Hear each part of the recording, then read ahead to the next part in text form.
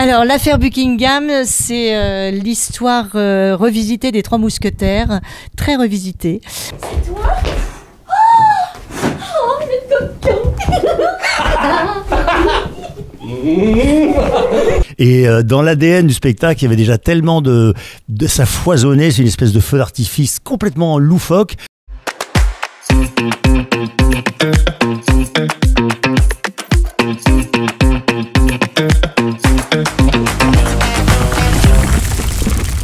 Si vous réussissez, le roi vous fera mousquetaire.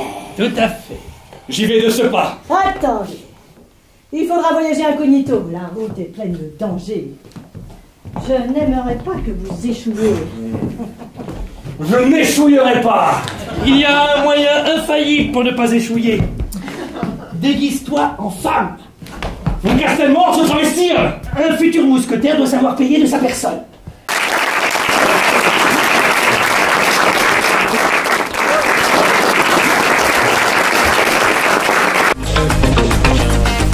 Super génial, on s'est super marré. Merci. Super moment. Super moment. J'ai redécouvert l'histoire de France. Vraiment un grand moment burlesque. Merci beaucoup. C'est très drôle, très loufoque, c'est très bien joué, on passe un très bon moment. Voilà, je recommande la pièce.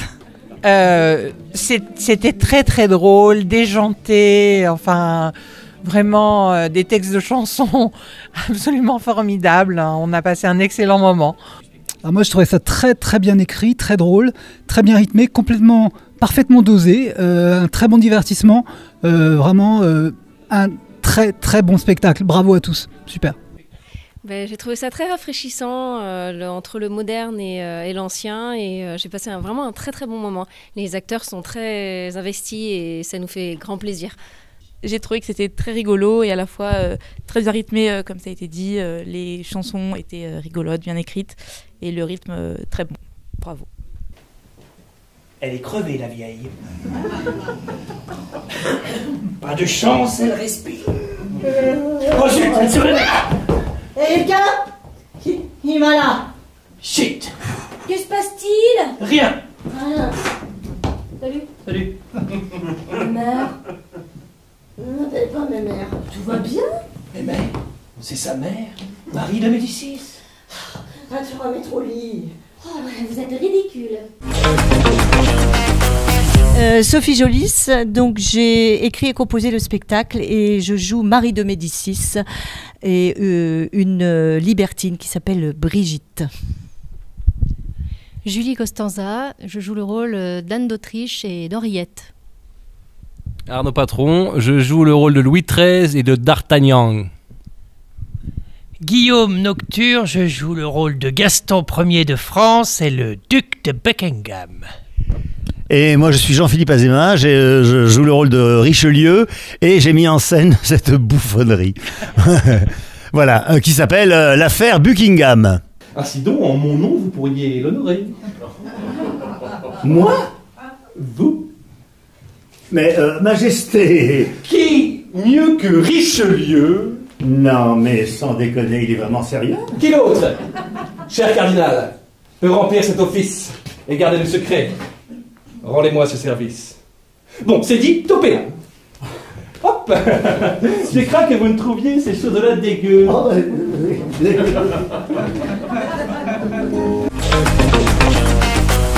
Alors, l'affaire Buckingham, c'est l'histoire revisitée des Trois Mousquetaires, très revisitée, avec les ferrets de la reine. Donc, Louis XIII aime ses favoris.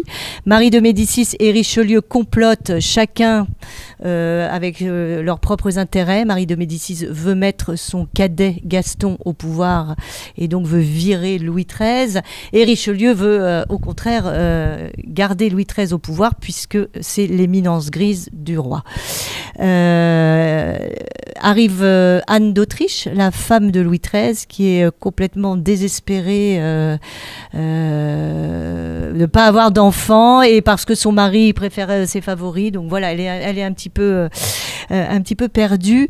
Et Buckingham arrive, il a la réputation d'être un grand séducteur et évidemment, il va séduire Anne d'Autriche, ce qui va compliquer les complots parce que si Anne d'Autriche est adultère, Louis XIII ne doit plus abdiquer et il reste au pouvoir. Donc ça ne plaît pas à Marie de Médicis. Voilà. Et après, il y a toute une histoire. D'Artagnan arrive et c'est lui qui sauve le royaume après des aventures rocambolesques.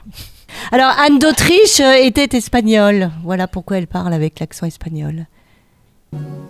On a beau être duc, on n'est pas de granit. Cet étrange étranger, il a une très belle... Gling, gling, gling, gling, gling, gling. Je crois qu'elle m'a envoûté. Je l'imagine là, toute seule, assise à sa coiffeuse qui gazouille. Mes chakras sont ouverts. Il aimerait toucher ses mains et poser sur sa peau mes lèvres délicates. Je n'en peux plus. Je ne pense qu'à lui fleurir là. Pourquoi on fait des spectacles? Pourquoi pas? Non, parce que j'avais envie d'écrire en alexandrin et que donc j'ai cherché parmi les grands auteurs classiques quelle histoire je pourrais revisiter.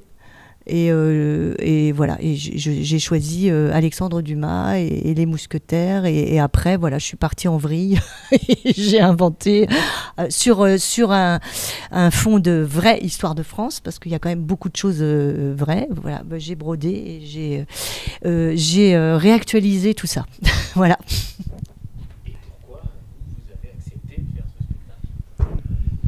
Alors, donc à la mise en scène, moi, il y a Sophie qui est venue me présenter son spectacle.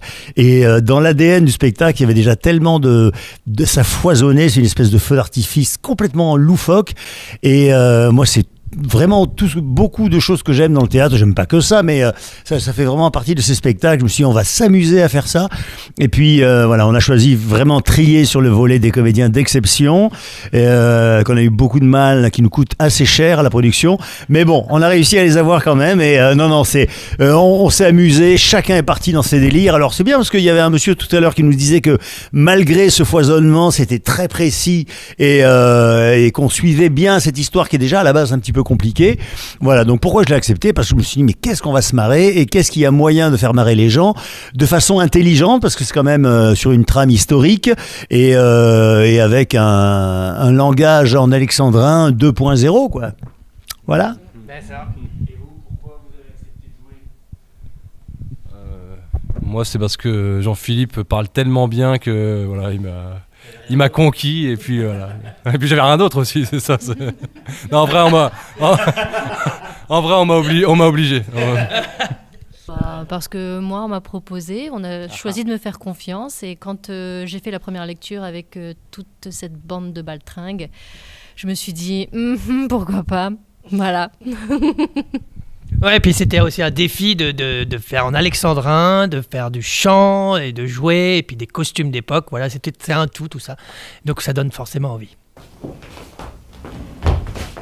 Tangue. Henriette, ouvre-moi. C'est toi? Oh, le coquin.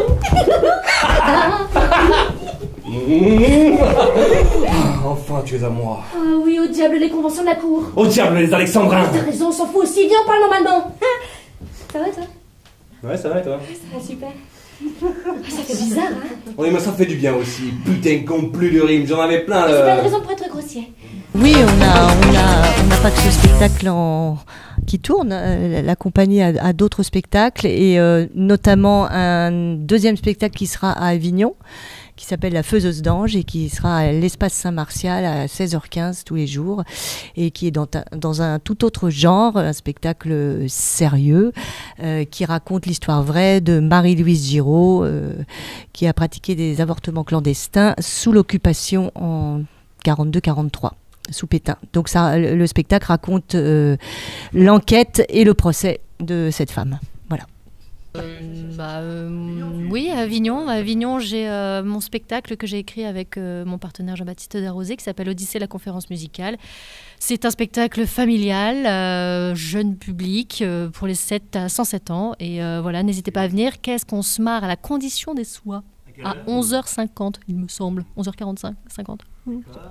Pas dû Comme il disait, il n'a rien d'autre. Hein. Très prochainement, j'ai une de mes pièces, Les Évadés du Paradis, qui joue en juin à la Luna Negra à Bayonne. Voilà, c'est une pièce que j'ai écrite et mise en scène. Voilà. Super. Guillaume. Moi, je serai avec Sophie et dans La Faiseuse d'Ange aussi. Et j'ai le Barber Shop Quartet, qu'on appelle maintenant Génération Barber, qui sera à Avignon également. Voilà. Voilà l'actualité en ce moment.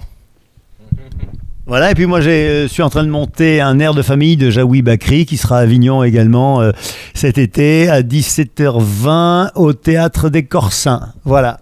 La manipulation de la reine m'a déplu. De la reine? Elle m'a bien fait comprendre que je n'avais aucune chance. Je n'ai pas dû bien entendre.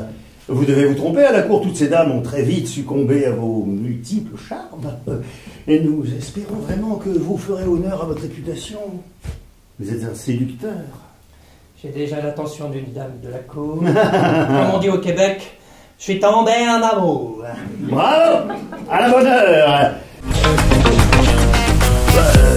Quand on, voilà, faire ce qu'on aime, quoi. Être tenace parce que soit ça peut marcher tout de suite, ce qui n'est pas forcément une chance, soit ça peut mettre de longues années, mais voilà, être tenace, faire plein de choses, ne pas se priver ne pas faire qu'un genre de théâtre, rencontrer plein de gens, c'est un métier de communication, donc plus on rencontre de personnes et mieux c'est, et voilà, ne pas hésiter à partir dans des aventures, mais il faut avoir beaucoup d'énergie et il faut être opiniâtre vraiment. Voilà, après moi je sais pas, je crois qu'on m'a pas donné de conseils, je suis pas sûr que je les aurais écoutés d'ailleurs, de toute façon. Voilà. T'as rien écouté. Ouais, tout est dit, je crois. Voilà, mais c'est dit. Ouais, enfin moi je dis aussi, il faut penser à monter aussi ses propres projets, comme ça on est sûr de bosser. Ouais, voilà. C'est bien, t'as raison. Voilà, ne pas attendre derrière son téléphone quand on vient de nous chercher, se faire bosser avec ses potes, faire des aventures, et puis voilà, après on s'amuse, on joue. Je crois que tu as tout dit. Voilà, super. Merci beaucoup.